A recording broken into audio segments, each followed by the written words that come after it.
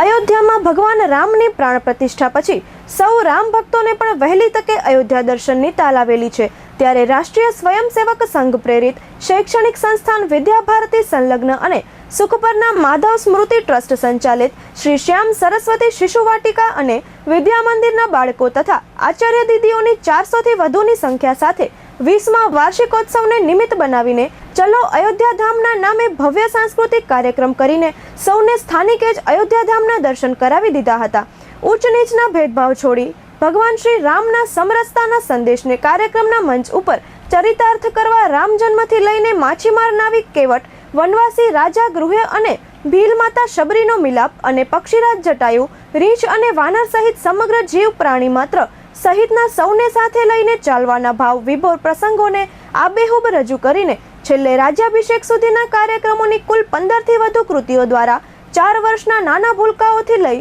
ધોરણ 8 સુધીના વિદ્યાર્થીઓ અને મરાઠી વેશભૂષામાં સજ્જ આચાર્યોએ પોતાની મહેનત અને અદ્ભુત અભિનય ક્ષમતાથી મોટા મેદાનમાં ખીચોખીચ સંખ્યામાં ઉપસ્થિત સૌ ગ્રામજનોની ભારે પ્રશંસા મેળવી હતી। સમગ્ર આયોજનમાં કોઈ પણ જાતના પ્લાસ્ટિકના વપરાશ વગર આચાર્યો અને વાલી સમિતિની હોશ અને ધગશ સાથેની મહેનતે મંચનું સુશોભન સંપૂર્ણ પ્રાકૃતિક સાધનોથી કરવામાં આવેલ અને મહેમાનોનું સન્માન પણ ગોબર ગણેશ અને ઘડિયાળ તથા કચ્છી ભરતકામની ટોપી સાથે કરવામાં આવેલ તેવું ટ્રસ્ટ મંત્રી માવજીભાઈ રાબડિયાએ જણાવ્યું હતું।